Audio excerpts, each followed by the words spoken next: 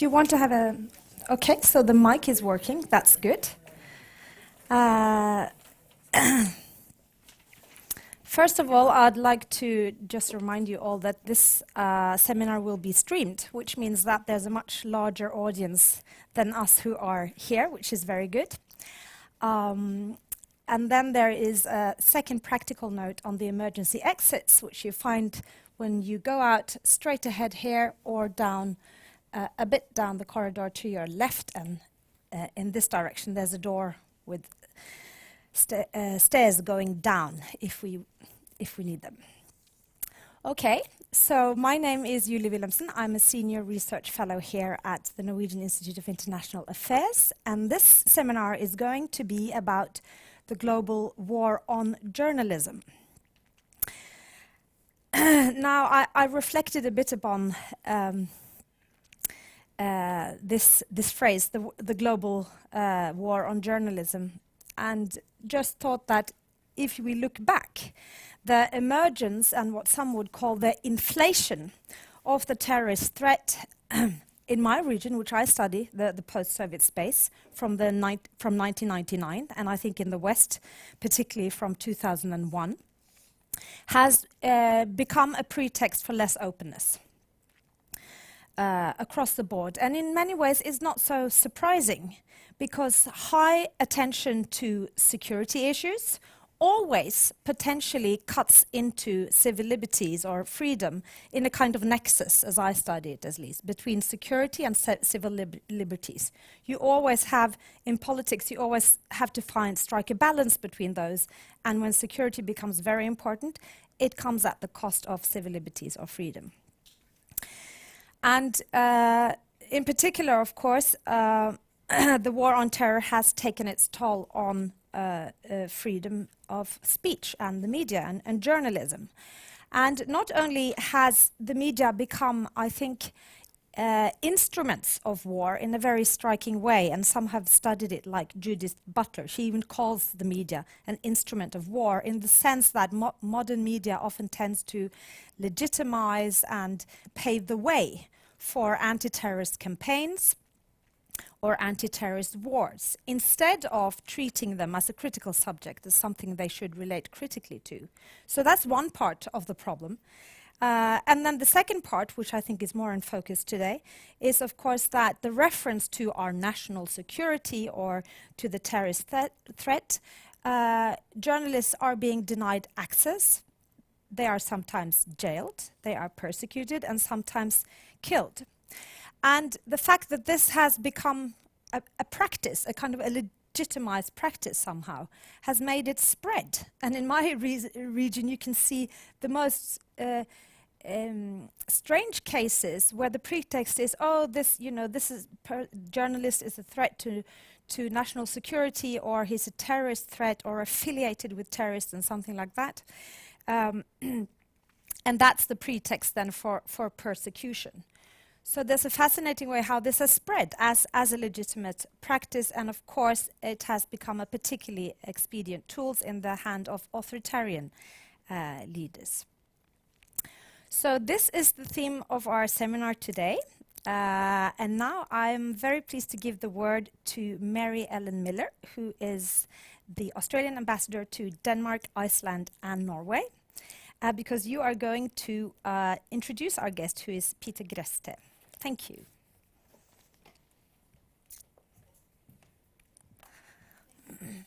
And good morning, everybody, and good morning to those watching online and wherever you are. As Julie said, I'm the Australian ambassador to Norway, also Denmark and Iceland, and I'm actually based in Copenhagen, but I come to Oslo very frequently, to Norway very frequently, partly because I love Norway very much, it's gorgeous, but a lot to do with there's a lot of interesting things happening here and a lot of work happening between the Australian and the Norwegian governments, which is very, very good to promote. I'm really delighted to have the honour to introduce to you today Professor Peter Greste. I'm really pleased that he's been able to come to Norway. When I heard that he was coming to the region, I thought that this was a natural fit to have a discussion about the kinds of issues that Peter talks about. For those of you that don't know much about him, he's an Australian-born journalist, author, media freedom activist and academic. Peter is the founding member of the advocacy group, the Alliance for Journalistic Freedom, and he also holds the UNESCO Chair in Journalism and Communication at the University of Queensland. Peter's here today to talk about the global war on journalism, as has already been said, and why we need to fight back.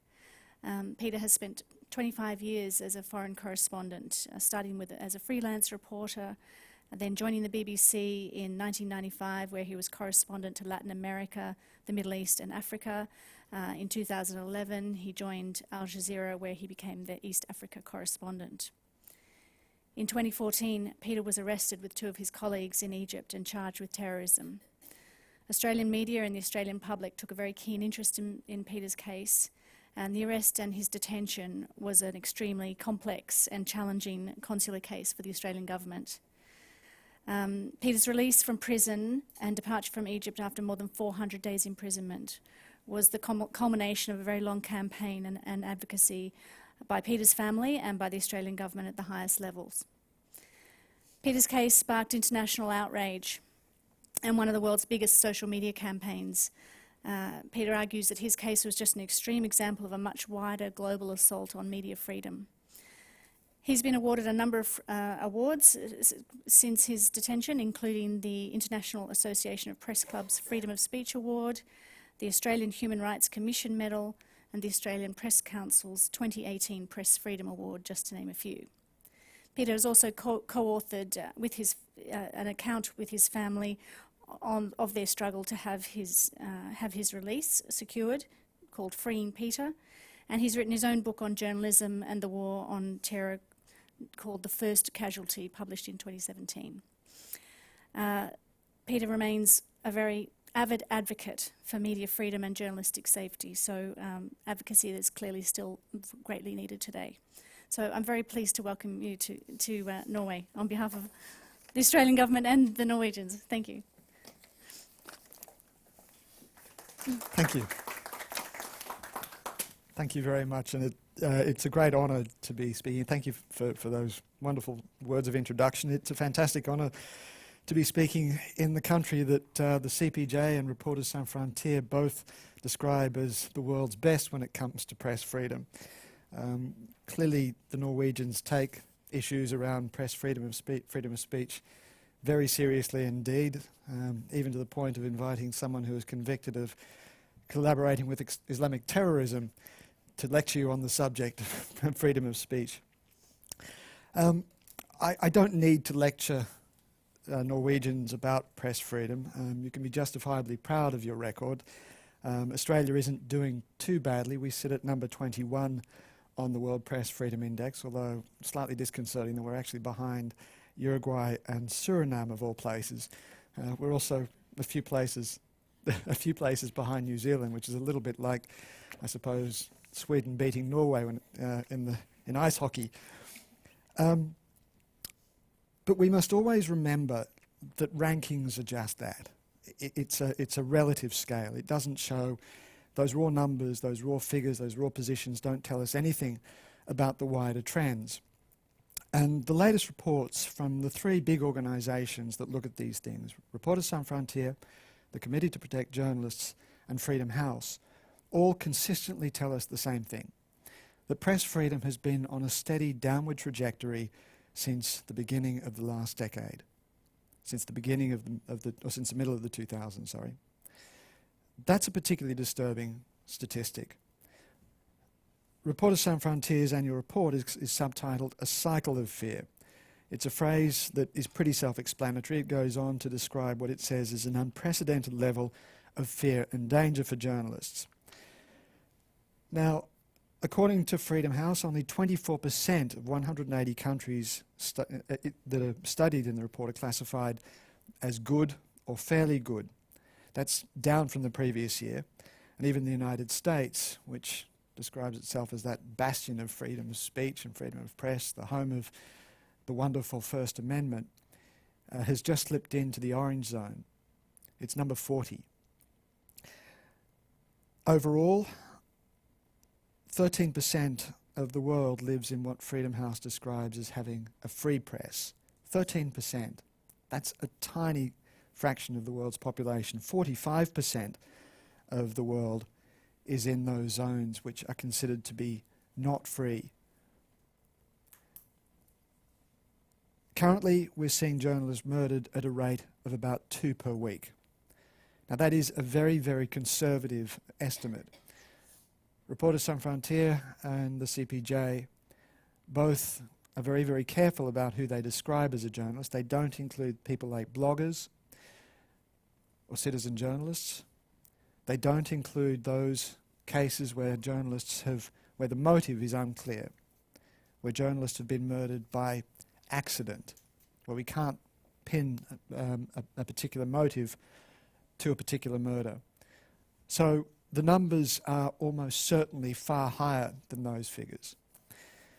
If we have a look at the numbers of journalists in prison, they're also at around a record high.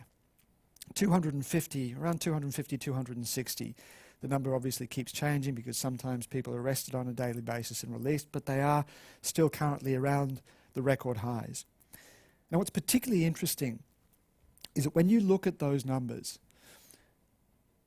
what you see is what the CPJ has come to describe as the way the CPJ has defined the charges. The CPJ says that almost 3/4 of all of those journalists who are imprisoned are imprisoned on what they would describe as anti-state charges.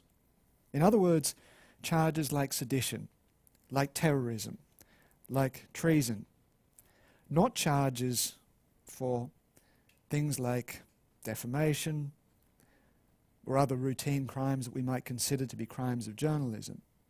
They're crimes against the state, which tells you, I think, something fundamental about the way in which the states have come to regard journalism. As we heard in the introduction, journalism is so often being seen as a threat to the state, not as a supporter, not as a necessary counterpoint to the state, not as a fundamental part of the way that a social system should work. They're seen as a threat to the state.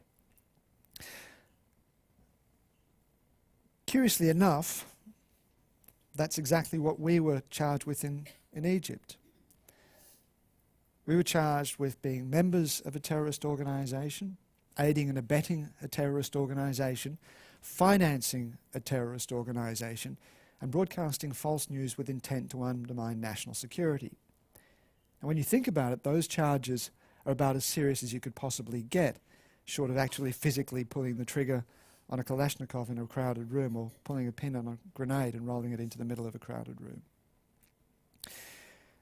I think, we'll come back to that story in a moment, but I think what is particularly interesting is my own experience in Afghanistan. Afghanistan for me is really illustrative of what's going on. I was a correspondent in Kabul in the 1990s, in the mid-1990s.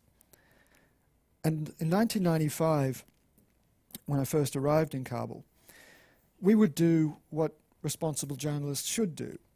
We would cross the front lines and speak to all of the parties to the dispute. We were observers to the conflict. We weren't participants in it. Obviously, it was a dangerous place to operate, as anywhere is when you're working in a place where bits of metal are flying around at supersonic speeds. But the point is that all of the parties understood that we had a role to play as observers. They didn't always like us, but they accepted us as legitimate. I remember there was a new group that appeared on the front lines one day.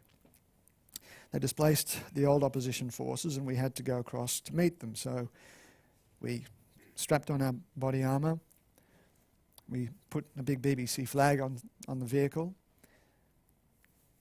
clenched our bottoms and drove across the front lines to speak to the other group that had just arrived. And I remember as we approached the group, this turbaned head stuck its poked up of the sandbag barriers, and this guy comes out, he sees the sign, he says, BBC, welcome to Taliban. Now the Taliban accepted us as, in the same way that the other parties in that conflict accepted us, as legitimate observers. They didn't necessarily like our politics or our theology, they didn't necessarily understand it, but they accepted us. At the same time, governments were encouraging us to speak to the Taliban because they too needed to understand what it was that drove this organisation. What was the theology behind it? What was the ideology that underpinned the Taliban? What was it that they were hoping to achieve? And again, whether you liked it or not, we needed to understand that. And journalists were at the front line of that understanding. Now let's go forward until 2001, November 2001, when I went back to Afghanistan, and things had changed. You might recall that after 9/11, George W. Bush stood before a special joint session of Parliament, not Parliament, rather a joint session of Congress, and he said, "In this war on terror, you are either with us or you are with the terrorists." Now, at the time, that statement seemed to make a lot of sense. It was very difficult to be ambivalent about the 9/11 attacks. But what George W. Bush did in making that statement was created a binary world, a world in which you are either with the enemy or you are with the good guys. There was no middle ground. And that made it impossible for journalists to do their jobs as we were doing in the 90s and cross the front lines to speak to all parties to the conflict. In November, as the Americans, not just the Americans, but the coalition forces were advancing on Kabul, Al Jazeera journalists that were based in Kabul itself got the one interview that I'd wager pretty much every journalist in the world would have wanted at that point, and that was with Osama bin Laden. Now, at the time, the United States condemned Al Jazeera for broadcasting terrorist ideology. There was also a bomb, an American bomb, that fell squarely on the Al Jazeera bureau in Kabul at that time. Now, the Americans insisted it was a mistake, but they also later went on to acknowledge that they had targeted what they saw was a facility that had known links to terrorists. Of course, it wasn't just the Americans that were attacking journalists. Some very good friends of mine were travelling on a convoy shortly after Kabul fell from Jalalabad in eastern Afghanistan up to Kabul. The convoy included an extraordinary Australian cameraman, Harry Burton, and a wonderful Italian journalist who I was very close to, Maria Grazia Catulli. The Taliban intercepted their convoy. They pulled all of the journalists out and they let everyone else go. They took the journalists off into the hillside and they emptied the magazines of their Kalashnikovs into them. The Taliban soldiers that were responsible were later caught, and in the trial they were asked what had happened, why they'd done this, and they said that they had murdered the journalists explicitly on the orders of the Taliban command to go after journalists. So what we saw in Afghanistan was a radical and sudden shift, where journalists were no longer seen as simply observers to the conflict. We were seen as participants. To my mind, this is absolutely critical. In the past, we've seen wars over tangible things. As I said earlier, land, water, stuff that you could put your finger on. But what 9/11 did, what the war on terror did, was create a war over ideas. And in that war of ideas, the place where ideas are transmitted becomes by definition a part of the battlefield. And journalists, therefore, whether we like it or not, are seen as participants in this conflict. And so, by all of the sides, all of a sudden we are seen as a threat, whether it's threat to the kinds of ideologies that the Taliban and the Islamic extremists would have us transmit, or a threat to the integrity of the state. Now let's go back to Egypt in 2013. When I was working as a correspondent, I was filling in the bureau over the Christmas New Year period. We didn't have too much, let me backtrack a little bit. I had only been in Egypt for a couple of weeks. I'm not an Egypt specialist. I've been called up from my base in Nairobi. I'd been asked to cover the bureau while we were short-staffed. And because I didn't know the story well, because I didn't know where the edges of the story were, I wasn't probing the edges. I was doing what I considered to be legitimate but very basic journalism. Journalism 101. The government would make some announcements, some changes to the constitution that was in place. We would then pick up the telephone and call the opposition to try and to get some kind of reaction. And we'd speak to an analyst to make sense of it all. Vanilla journalism. But remember, in December of 2013, what we had was an interim government that had been installed by the military, which had toppled the Muslim Brotherhood government 6 months earlier. Now, the Brotherhood had formed the first democratically elected government in Egypt's history. In the classic model of democracy, the opposition is the party that was last in power. And so, in our view, we had not just a right, but a responsibility to speak to indisputably one of the most potent and significant political forces in the country, and that was the Muslim Brotherhood. And so we did. Now, I wasn't expecting any pushback, because as far as I was concerned, we had done nothing wrong. We weren't doing anything particularly controversial. And so on the night of December 28th of 2013, when I got a knock on the hotel door, I wasn't expecting anything. I cracked the door open, and the room was flooded with security agents. They pushed me to the back of the room, ransacked the place, gathered up all of my things, all of my belongings, my notebooks, my laptop, my cameras and stuff, and marched me down to the police cells where I was placed under arrest. And that's when I discovered what the charges were. Those very serious terrorism charges that I told you about. Now, for me, the problem was trying to reconcile these two polar opposite positions. The reality of what we had been doing, the very ordinary vanilla journalism that we had been working on, and the incredibly serious terrorism charges that we were being faced with. How could anybody have taken the evidence of what we had been doing and come to the conclusion that somehow we had been involved in acts of terrorism or had been collaborating with terrorists? Now, I really struggled with this for a long time. I felt that we had two options. Either we should fight it on the evidence and say, look, it's quite clear we weren't involved with anything, we just need to let the judicial process take its course. Clearly there's been a mistake, somebody misread the arrest warrant, was looking for a Mr. Peter Greste. They knocked on the wrong door, got the wrong bloke. Perhaps someone had mistranslated some of our work, and all we needed to do was to explain what the journalism was, what the scripts really were, and it'll all be fine. We'd be released. But then I spoke to a couple of neighbours of mine in prison, including a wonderful character called Allah Abdel Fattah, who is one of the main revolutionaries who helped inspire the January 28th revolution, the one that originally toppled Hosni Mubarak.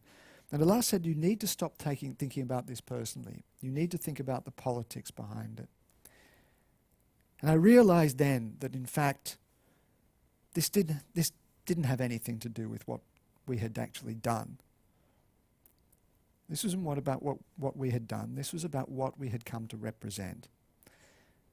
That the Egyptian government came after us because we represented press freedom. They were trying to send a very clear message to all journalists operating in Egypt at the time that you will not speak to the Muslim Brotherhood. Now, as I said, I'm not condoning Muslim Brotherhood ideology, nor am I condoning the government of Egypt. What I am arguing for is the fundamental journalist's not just right but responsibility to speak to all of the parties to any dispute, to make sure that we have a rational conversations in these kinds of societies where we understand everything about the ideologies involved. That's a fundamental right and a responsibility for journalists all over the world. I'm not suggesting that other places are all heading down the same path as Egypt. They're not. But what happened to us is an egregious example of the kinds of trends we are seeing all over the world, and we heard it earlier in the introduction, where governments have started using national security as an opportunity to go after journalists. And if you think about what national security is, you start to understand, and terrorism, the war on terror, you start to understand that these are very malleable terms. You can stretch them to mean pretty much whatever you want it to mean. Now, in Egypt's case, the government has come to define terrorism as anything that threatens the integrity of the state. And so, under Egyptian law, if you hold an unauthorized demonstration, a protest, and in the process you disrupt public transport, then you can be guilty of terrorism. If you translate the state as being as the embodiment of as being embodied in the president, anything that criticizes or attacks the president or undermines public confidence in the president all of a sudden becomes a threat to the integrity of the state and therefore an act of terror. Anything that threatens the political integrity of the party in power can be seen as an act of terror. Now again, I'm not arguing that this is something we're seeing all over the world, but what we are seeing is the way that national security legislation is being weaponized. It's no secret that Turkey, the world's greatest jailer of journalists, has almost all of the journalists on terrorism charges. Journalists that have spoken to the Gulenist movement, which has been accused of fomenting the attempted coup a few years ago. All of those journalists have been imprisoned on terrorism charges. But of course, it's not just authoritarian states. Take that bastion of freedom of speech that I mentioned earlier, the United States. Now, I have a great deal of respect for President Obama, but the US has the espionage bill, which is pretty much designed to do what it says on the tin. It was created in 1917 during the First World War to give the government the powers to stop spies, foreign agents, from undermining the war effort, from selling secrets to the Nazis.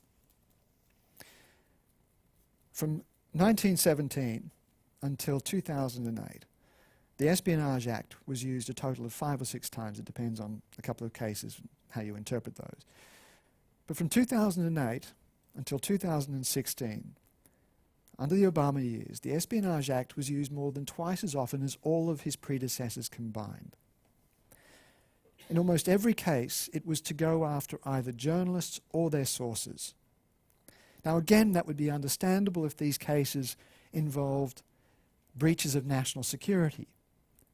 And by that I mean that CIA tactics were being delivered to Islamic State, or the Russians were somehow getting Pentagon battle plans. But that wasn't what was happening. In almost every case, these were stories that were politically embarrassing, but clearly in the public interest. And this is, I think, the trend that is troubling me enormously. It's that trend that is driving the overall decline around the world in press freedom. It's the trend that is empowering governments around the world to lock up journalists with impunity. It's that trend which is encouraging extremists to deny what journalists say, to disrupt journalists from doing their jobs. As we saw in the United States, an extremist walked into a newspaper in 2016 and opened fire and murdered 5 of its journalists simply because he objected to what the paper was publishing. A few years ago, there was an organization that started talking about the grey zone. By the grey zone, this organization meant the space that is critical for a democracy to function. It's that space that allows us to live in a pluralist society with different views, people of different races, different religious beliefs, different political philosophies. That space that allows us to have conversations and debates without ending up in civil conflict and open violence.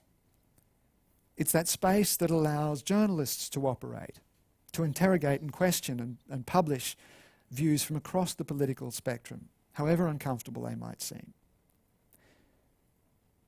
Now, which organisation was it, do you think, that was speaking about the grey zone? some pro-democracy think tank, Freedom House perhaps, academic group? It was Islamic State. In 2013, Islamic State published a front page, a cover story on its online magazine called The Beak. And Islamic State called for the extinction of the grey zone. Because in the extremist ideology,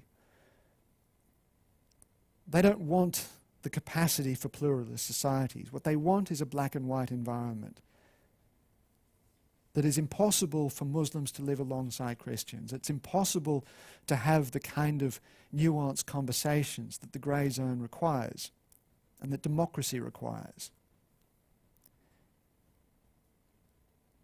What Islamic State is trying to do is to force us into a binary position. And in their story, curiously enough, they quoted one man very prominently, and that was George W. Bush. In this war on terror, you are either with us or you are with the terrorists. And it seems to me that in trying to protect the states, our democratic states, the Western, liberal, open democratic states that have become the freest, most prosperous, most stable and most peaceable places on the planet, what we are often doing is undercutting the very foundation of that system, the media's ability to hold government to account. Now, I am not suggesting that we have nothing to be concerned about with national security. Clearly this is a problem. Clearly we need to find a way of striking a balance between those two fundamental imperatives, press freedom on the one hand and national security on the other. But we must be absolutely scrupulous in making sure that we do not destroy that press freedom, which is so essential to maintaining the systems, maintaining the health of the system. Now, I fully understand that the press has a lot of responsibility in this. I fully understand and appreciate that the press has been criticised for allowing its standards to slip, and there are a whole host of other structural problems that are part of this. But I really want to emphasise the fundamental importance of maintaining the capacity of the press to hold governments to account, not just so that we journalists have the right to stick our noses into the guts of government, into other people's business, but to maintain the transparency and the accountability which is so crucial to democracy. Thanks very much.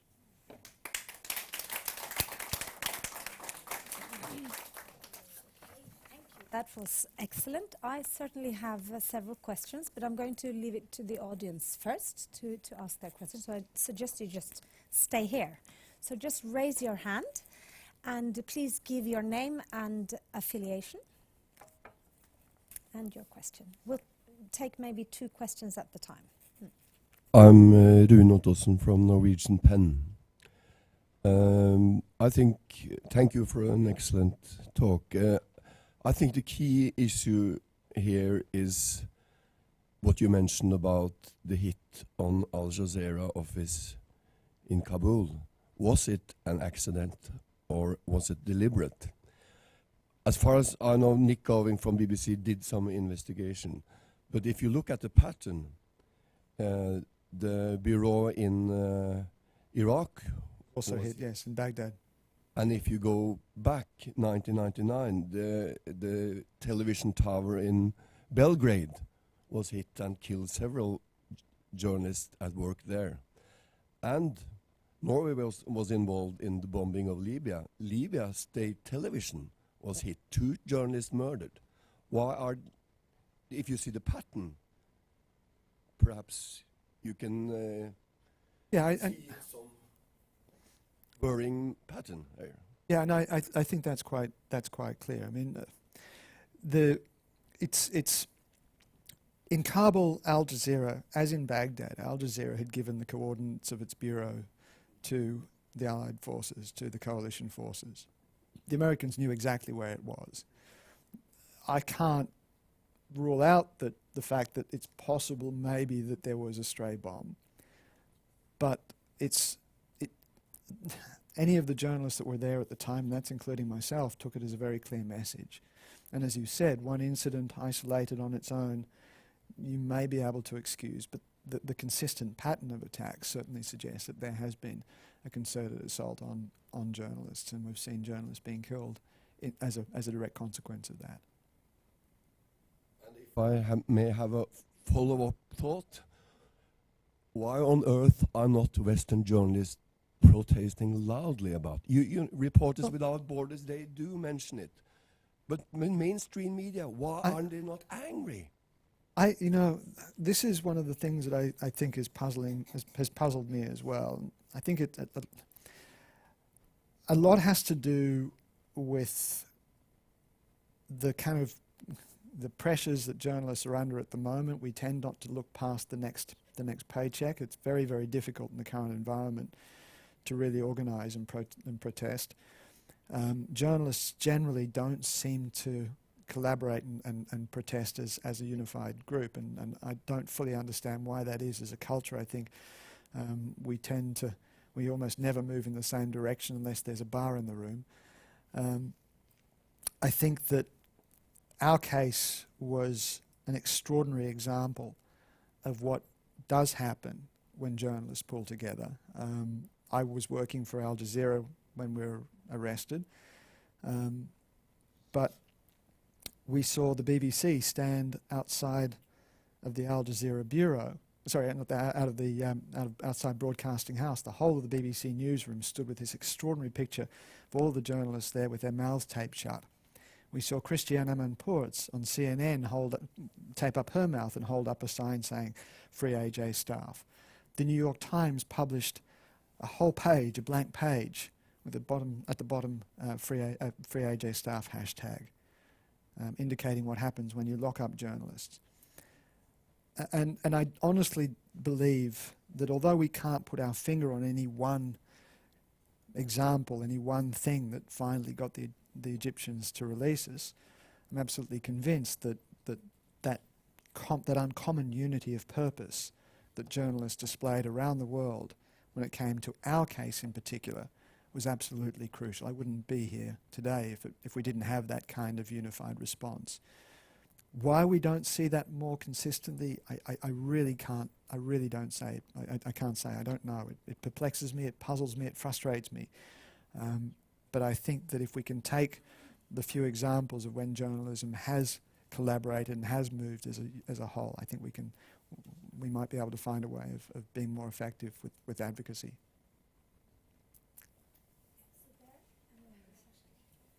Thank you very much. I'm Sarah Lister. I'm director of UNDP's Oslo Governance Centre. I wanted to come back to this idea of the grey zone, actually, because UNDP works on media development issues in some, across globally we have 170 countries in the world that we work in, not all on media issues. And we work with governments on a range of governance and accountability and peace-building type of issues. But what I see is that we work in many of the difficult places, and we are in so many places stuck in this binary model ourselves. So the very important media organizations, freedom organizations, democracy organizations, civil society and so forth are all coming at it from a we are right and you are wrong, and that is perceived as the Western liberal imposition of a model of being that isn't necessarily considered appropriate. So there is this enormous polarization on both sides, even as we seek to defend what we think is right. So how do we advance that discussion in these difficult countries on the benefits of the grey zone? If I can just say, because there are mechanisms such as national action plans for violent extremism prevention and so forth that attempt to bring those together. But if you're actually working with the government on media regulation issues, how do you push that discussion in a direction that is progressive? I think it's a mistake to say that this is a Western liberal conceit. I think that the evidence seems pretty clear that healthy debate in whichever society creates better outcomes. I don't know of too many places in the world where the more closed a government is, the more effective it is. Where you have a closed government, we tend to end up with more corruption, with decisions that serve particular special interests that are made for the sake of those interests rather than for the broader good. You end up with less efficient government, and I think and that's not particularly tied to any one culture, East, West, or any other. I think we need to emphasise that those countries that have been more prosperous, more successful, have been the ones that have been prepared to open themselves up to this kind of debate. It's uncomfortable, It's meant to be uncomfortable. I was talking to a senior politician in Australia, who, for his own sake, I won't name, but he said that he was very supportive of these ideas. He encouraged me and my current and my organisation in our advocacy, calling for a Media Freedom Act in Australia, because he acknowledged that even though his colleagues really dislike the kind of transparency that we're calling for, he said the evidence is that it makes for better outcomes. It keeps everyone on their toes. We make decisions that are better. And I think that's something we need to consistently remind people, that this isn't a Western conceit. It's simply about making a system that works better. And the empirical evidence is that the more we have, the more openness and transparency that you have, the more debate that you have within whichever society it is, the better the outcomes. The more efficient the government is, the better the decision-making process.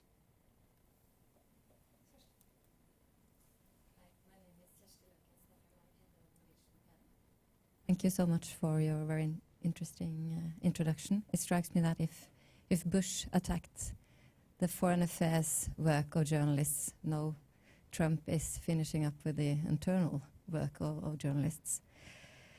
But I have to ask you, since you're an Australian, speaking about the Espionage Act, and after this meeting, Rune and we are moving to the British Embassy with a letter that I've got in my purse on behalf of Norwegian PEN, but also on all the other media organizations in Norway, the Press Association, Journalists Association, and the Editors Association, protesting against the extradition of Assange.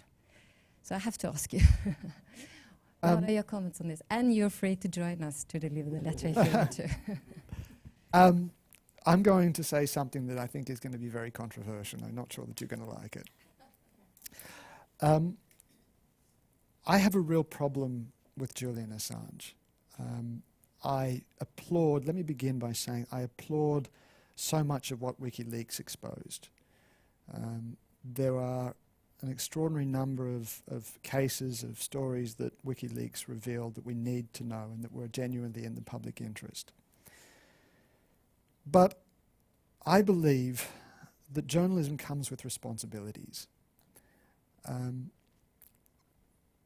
And I believe that if you're going to use defences around press freedom, then you need to exercise not just the rights as a journalist, but also those responsibilities. I've wrestled with this a lot. I know Julian Assange's lawyer, Jen Robinson. She's a good friend of mine. And she and I have discussed this. I know that Julian Assange, through Jen, has consistently asked me to support him publicly. But I find that I can't, because I don't believe that WikiLeaks behaved with the necessary responsibility. By publishing largely unredacted documents, Julian Assange exposed, and WikiLeaks exposed, a lot of people that were in Afghanistan and Iraq and elsewhere, in ways that I don't think were responsible. Journalism doesn't simply require that you publish. It requires that you go through documents, that you protect the identities of the innocent, that you choose the documents that clearly expose things that are genuinely in the public interest. and that you place those documents in context, that you analyse and place them in context. I don't think WikiLeaks did that. Now, I'm not saying that there aren't grounds for defending or arguing for Julian's release. I think it's going to be very difficult for him to get a free trial. I think there are arguments under the First Amendment for freedom of speech. But I don't see them as press freedom arguments. I think it's worth looking at the ICIJ, the International Consortium of Investigative Journalists, which also received a massive data dump from Fonseca, Mossack Fonseca, the Panamanian law firm. And what they did was spent a year going through those documents. They put together a vast consortium of journalists, and they went through those documents very, very carefully. And they picked out only those documents that exposed examples of corruption and abuse by political figures and senior businesses, and left everything else aside because they understood, they recognized the risks that innocent people would have had by publishing a lot of those documents. And I think that is the way that is a fine example of the way that this kind of journalism ought to be done. As I said, I am sympathetic to Julian, I really am. And I think that there are arguments to be had about why he should be released. But I don't think that he fits the definition of what I'd consider to be a journalist. I agree on that, and I also think that journalism is editing content, not publishing it straight away. But do you support the extradition of Assange? No, I don't support the extradition because I think that under the current political environment, it's going to be very, very difficult for Julian to get a free trial. I think this is the core issue here, because what he actually is charged after the Espionage Act is what he published in 2010, which was a part of a cooperation with other press media, including Norwegian Aftenposten, and they broke with him after what you explained. But the core issue here is not that he's under charge for, it's the responsible publishing, and that has the chilling effect. Yeah, this does have there are a lot of chilling effects as a consequence of this, and I am concerned about the way that the Espionage Act was used. And I also note that the Obama administration considered using the Espionage Act in WikiLeaks case and decided not to, because they felt that was a step too far. And so I am very concerned about the way that the current administration is using the Espionage Act, because I think that's inappropriate, and I think that'll have a lot of very negative consequences for press freedom.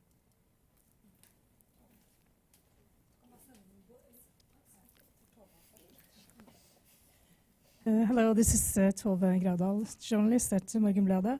Thank you so much for a very, very interesting talk and very interesting points on what you said about Julian Assange as well. Just a comment on that, because we have discussed this in my newspaper on several occasions, and it's very proper this week to remind, if I had known on the 5th of June 1944 about the plan for boarding Normandy, what would we have done? So, I mean, this is to put it a little bit in context, and those are moral questions that or ethical questions that we have to grapple with all the time and think about. But from that to another question, in our liberal democracies, where we are faced with challenges of press freedom, and now in particular a president of the largest country defending press freedom, who keeps attacking the independence of the media. And so there are two questions linked to that. How do we respond to those continuing attacks? I know he's very deliberate in what he's doing, because he knows that he's provoking our reaction, and he's provoking people's reactions. So he doesn't necessarily care about what the media are saying. He just wants attention. So how do we deal? What kind of strategy would you suggest the media come up with, faced with those continuous attacks? And secondly, what we also can see is that journalists are being more biased. I keep watching CNN and watching the presenters on CNN, and I think, no, this is not exactly true. This is extremely biased. And so we are letting ourselves being polarized and being biased. So, yeah. Respond to those two questions. The first part, I think it's an incredibly difficult situation. How do you respond to the President of the United States? I think that there was, I think it was last year,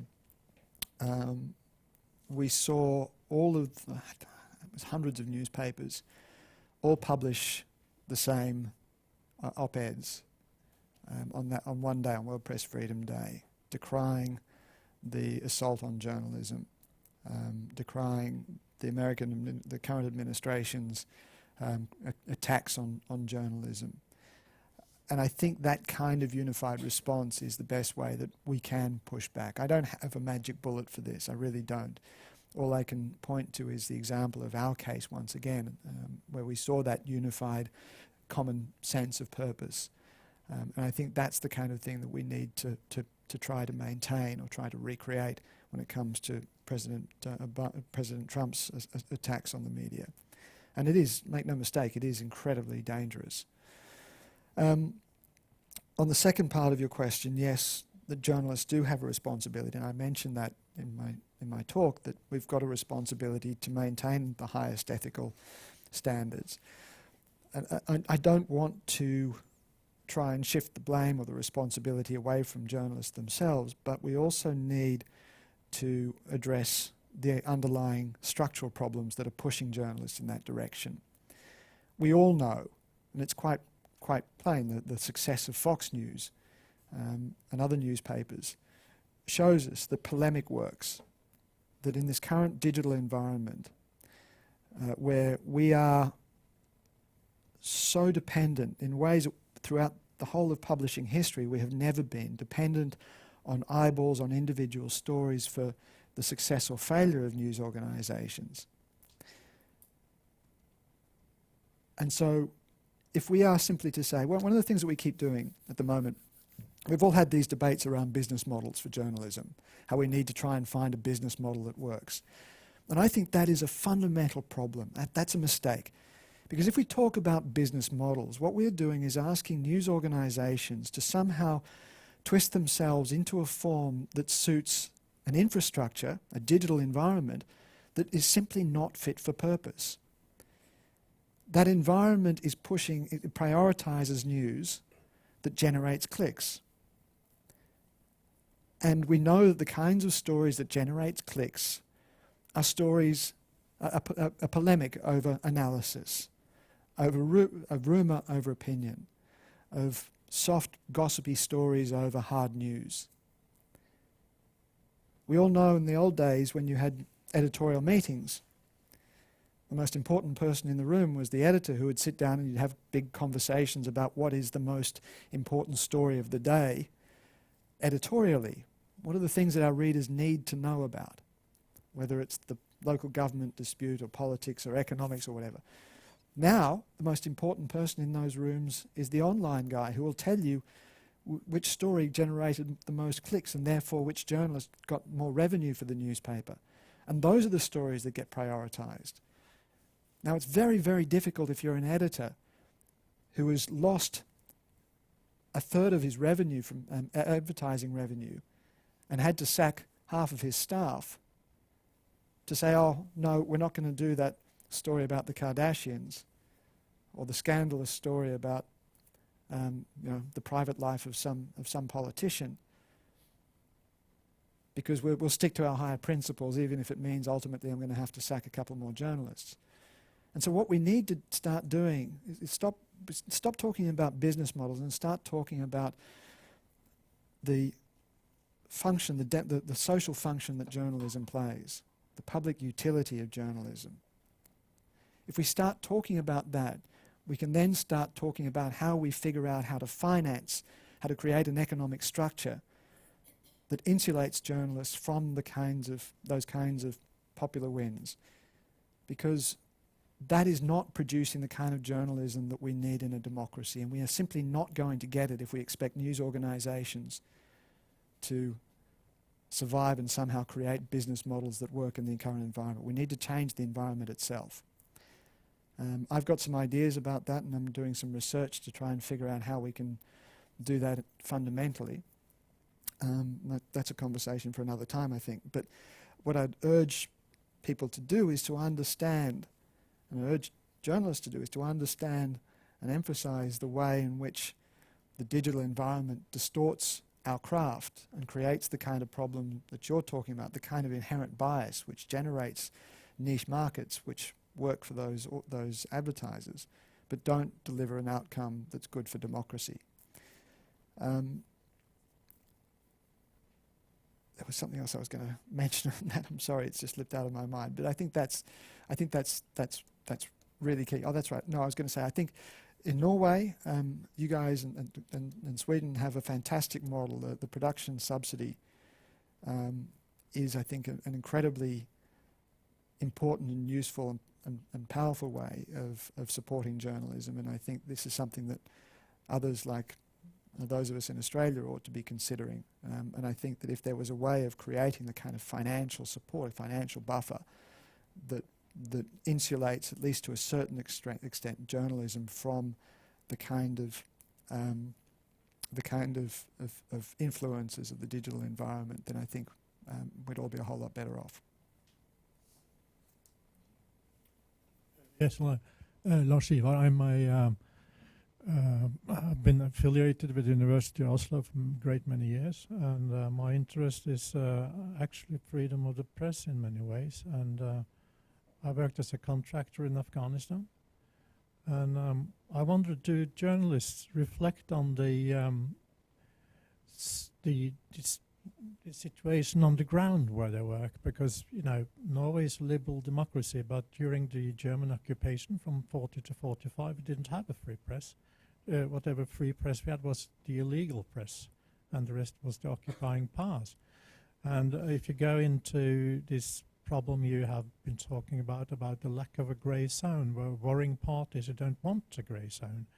And when I worked in Afghanistan, you know, white psyops was a part of our mode of operations.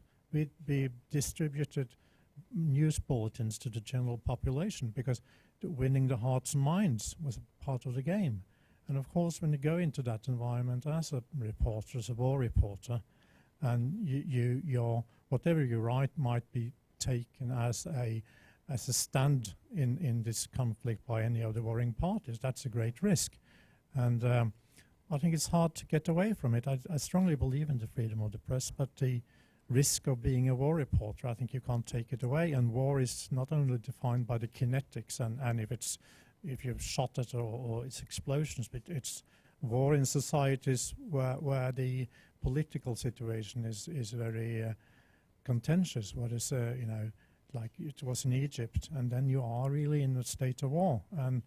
And I sympathize greatly with reporters who do the job, but I think you can't really get away with that risk because the powers that be, they want to rule the field. And it has been mentioned here that what is interesting, we see that journalists who the general public, I think, used to look to as sources for comment, who were sort of objective, you know, not objective in the Paul Keating way, but objective anyway, like you could rely on as an opinion that you could respect.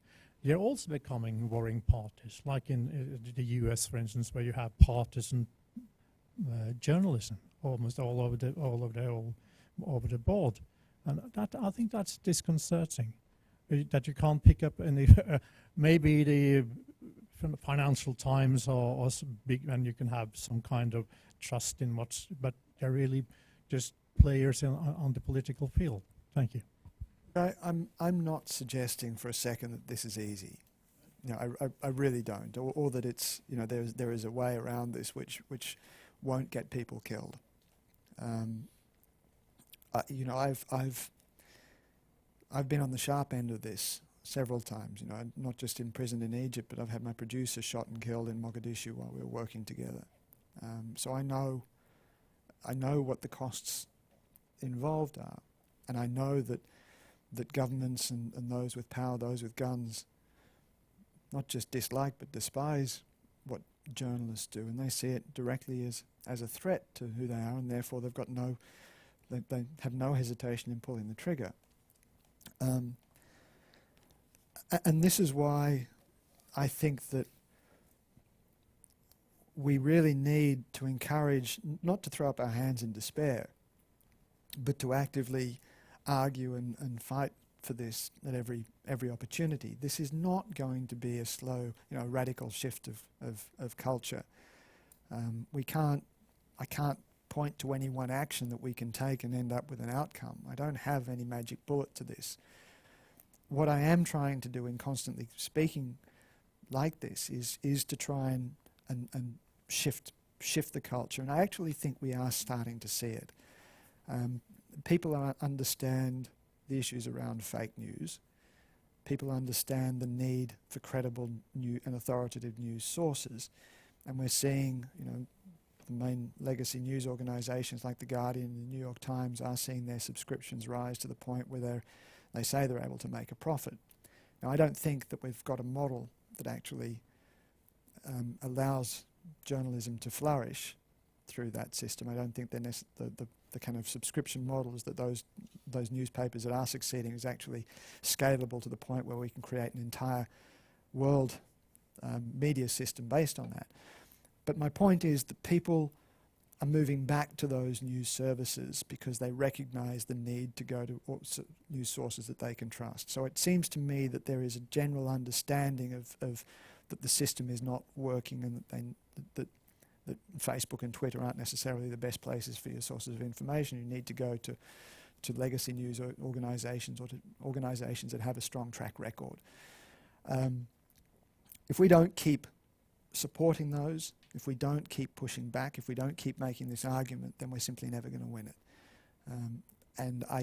You yourself pointed out that in this country 60, 70 years ago we had anything but a free press, and now you're sitting right at the very top of the press freedom scale. So it is possible. Sometimes it's very difficult to see the movements on a day-to-day basis, but I genuinely believe that you can shift culture as long as you keep talking about it and advocating for it.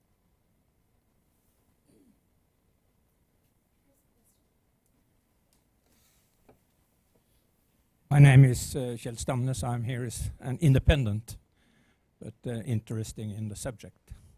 You are describing a trend which is quite worrisome.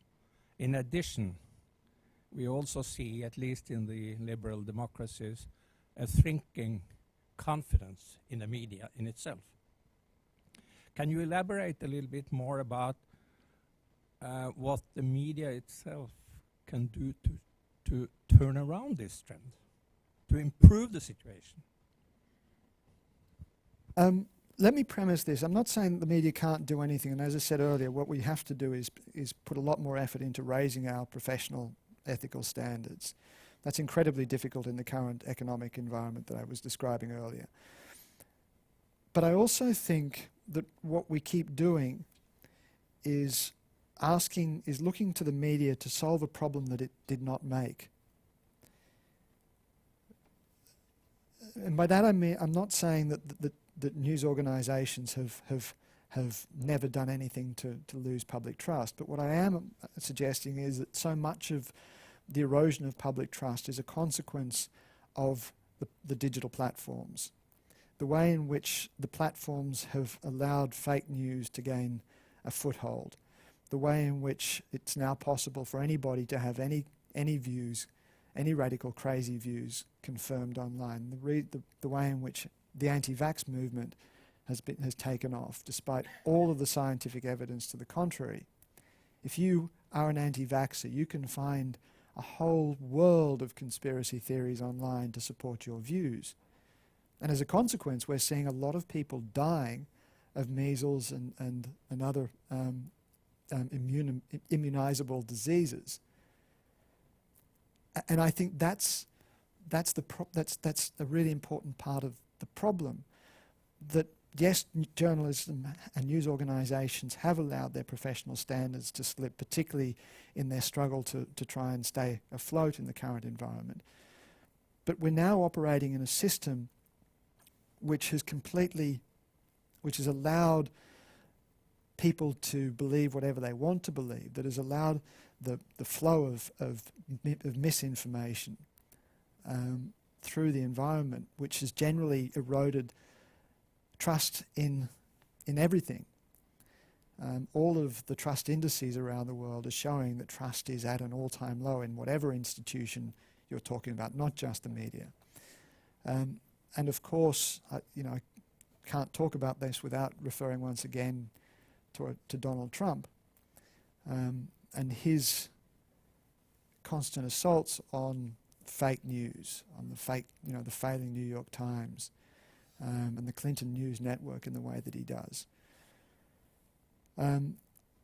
I think the way in which politicians have constantly attacked the integrity of the media has given their supporters and their opponents all of the excuses they need to dismiss any uncomfortable stories that they might happen to see published.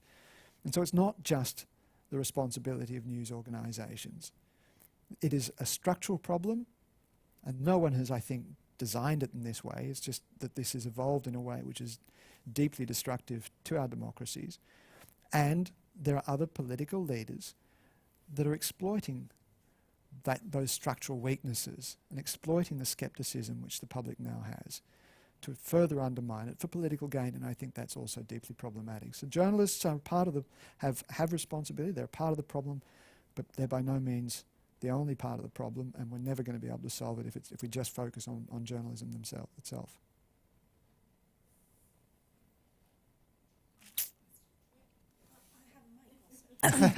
Okay, so I want to go back in your talk and your kind of thesis on this shift to the war on ideas. And first, just a remark. It reminded me of one of the first things which Putin said, even when he was a prime minister, and he kind of was gearing up for the Second Chechen War, which was called an anti-terrorist campaign. He said, speaking about the media, that the enemy cannot be given a face. And it was a very conscious, and this is actually where the kind of unraveling of whatever there was of free media in Russia started. It was a conscious policy which he followed consequently. The enemy must not be given a face. So I was wondering whether your phrasing of, is it a shift to the war of ideas, or is it more a kind of authoritarian tendency which certain politicians pick up on, including George Bush? So it's the lack of space, it's the need not to give space to alternative poles of authority, because after all, that's what the free media is, right? It's an alternative pole of authority. So I was just wondering, why did you choose that phrase? I think because what we're seeing is the criminalization of certain ideas. I think the two go hand in hand, and I think you're right that authoritarians like to use that, like to assault the media. But I don't think it's unique to authoritarianism. I think in a lot of cases it comes from often genuine attempts to shore up national security, but in ways that I think are often rushed. I'm going to refer to Australia here. We have foreign fighter legislation which prohibits, which makes it a crime to advocate terrorist ideology. Now that's exactly what we were convicted of in Egypt, advocating terrorist or promoting terrorist ideology. But what we were doing in Afghanistan, in crossing the front lines to speak to the Taliban, could be construed as advocating terrorist ideology. What we were trying to do is to understand what drove the Taliban. If under the current legislation, if we if you go and speak to extremists, to try to understand what it is that motivates them, not in an attempt to support or promote it, but in an attempt to understand the underlying ideology. What is it that we need to do? Because it strikes me that you're never going to solve this conflict if you simply try to deal with it with weapons and intelligence. You deal with it by tackling the ideology and the theology that drives it. And if we don't understand it, we can never tackle it. And I think that's the kind of thing that I'm talking about. It's where you can't interrogate the extremes. I was in Australia. I was to give an interview. I was to host. There have been 2 examples where I was invited to chair a discussion as the interviewer for discussions, public discussions, with 2 individuals on separate occasions. One was with Manwar Ali, who is a former jihadi, a British jihadi, an extraordinary man who has turned full 360 degrees and who is now one of the most passionate advocates for a pacifist approach to and trying to kind of trying to get a kind of reconciliation between Islam and the West. And he has some, not only some wonderful ideas, but nobody I've ever spoken to understands the ideology in the way that he does and that can unpack it and interrogate it. Now, he was refused a visa into Australia. He couldn't get a visa for reasons that were never explained. It was simply delayed. But the only conclusion that we could come to was that he somehow was seen as a threat because he acknowledged and has admitted that he was involved in terrorist activities in the past. By the way, he's worked very closely with the British Home Office, with the British Police on anti-radicalisation programs. So he's someone who I think we needed to have in Australia to discuss the issue.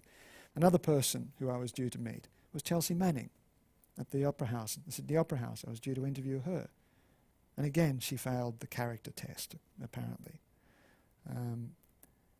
Again, it was not to advocate for what she was doing, but to try to understand the thinking behind the WikiLeaks, to try to understand what it was that drove her to do that. And not just to give her a platform, but also do my job as a journalist, and that's to question and challenge, and to interrogate those ideas. Now, if we're using laws that are designed to supposedly protect us in the name of national security, in ways that are actually shutting us off from being exposed to ideas that are actually very helpful to our democracy, then something is wrong. And that's what I mean by the way in which I think this war of ideas is corrupting our democracy. I have a second question, if I may. And put up your hand if you yeah, I see one again there. Because I was just reflecting, and I think it's maybe important to take the chance to shed a bit of light on the Norwegian media sphere, which is very good, but it's not perfect.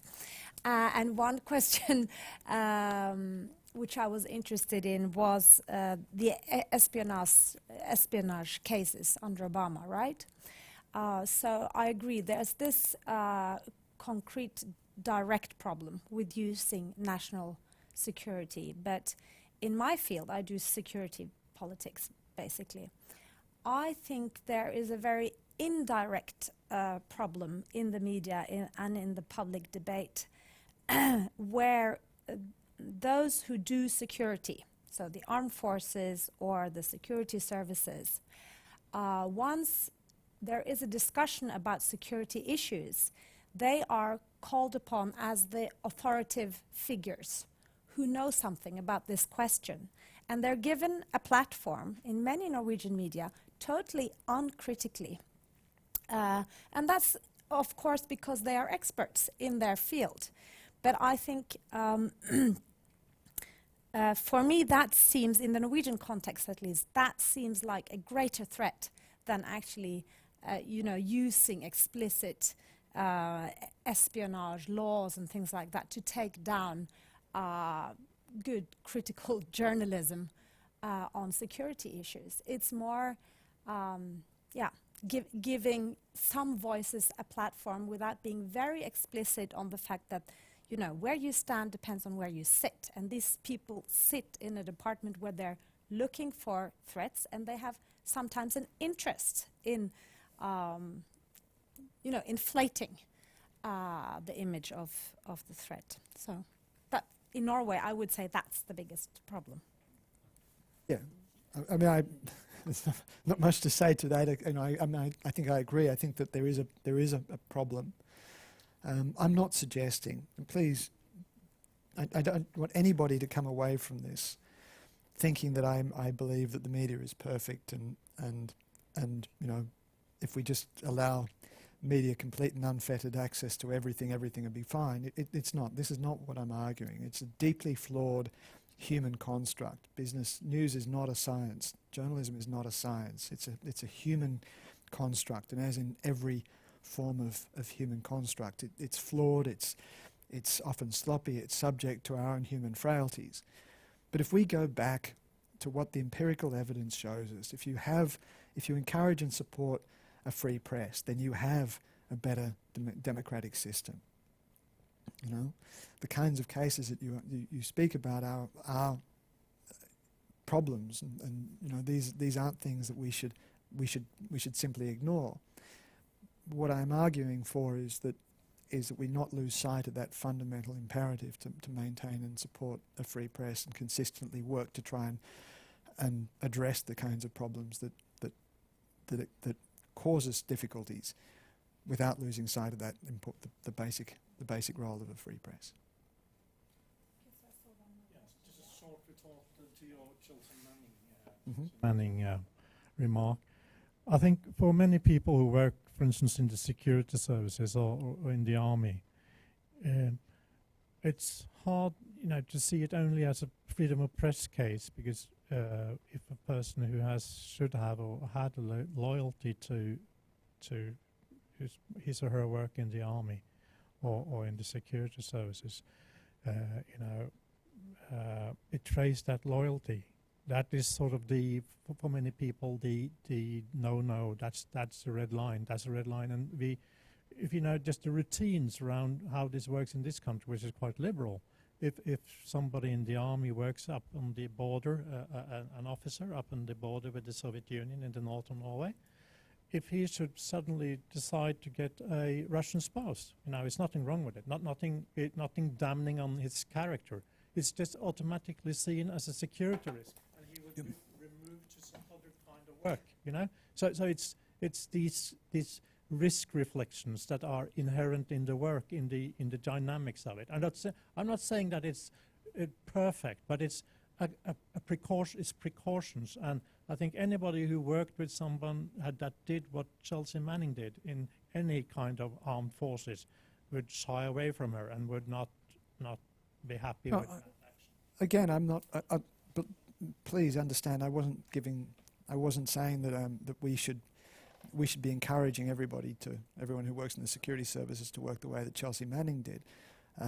What I'm arguing for is that we didn't allow her an opportunity to come to Australia where we could interrogate what she had done. And Chelsea Manning has a very radical view over of things like transparency, and I wanted to push her on that. The fact is that her views or what she did has been, in a lot of ways misunderstood or mischaracterized, and what we needed to do was to allow her an opportunity to explain her thoughts, explain her position, but also subject her to cross-examination of the kind of things that you're talking about. And that's what good journalism should be doing, right?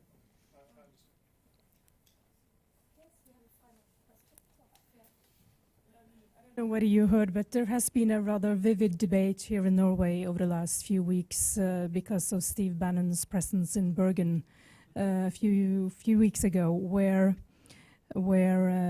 most editorials in the paper said, yeah, he should come. And then there were, particularly from the civil society people who said, why should he be given a platform? He's a conspiratory person, and giving him a platform for spreading those conspiracies is dangerous, and is something really very much larger than Steve Bannon in this. We had right-wing extremists killing 77 people in 2011, and I remember we wrote about after that terrorist attacks in 2011 that now these ideas have to be fought, and we have this horrible experience here in Norway fighting these right-wing fascist anti-Muslim ideas. And what we're seeing is that they're spreading now more than ever. And they are spreading rather openly. So, and there have been sources like Bjørn Sterk, you know him, who said in an op-ed in the newspaper, said that I've been promoting open speech and talking about these ideas openly in order to fight them. But now I'm hesitant. I'm not so sure any longer, because that has given fertile ground for spreading them. What do you think about this? I'm afraid on this one I come down on the side of your editorial writers. We don't need the press for Steve Bannon's ideas to circulate now. You know, Facebook and Twitter does a very good job of that as it is.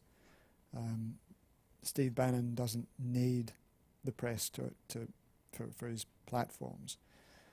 In various corners, unregulated corners, his work goes unchallenged. I still think, on balance, there is no easy answer, and I also feel quite conflicted about it. But I think on balance, given the choice between publishing or giving him,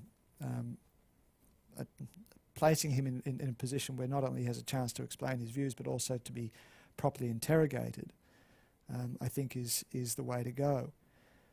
I think, in conclusion, there's a great line which Albert Camus, the great French philosopher, came up with many years ago, that I think applies both in this case but also more broadly to the subject we've been talking about. And he said that a free press can, of course, be both good and bad, but a press that is not free can never be anything but bad. Good. I think that's our last comment. Thank you so much for coming. That was absolutely excellent. I think we will give you another hand. Thank you very much. Thank you. Thank you for having me.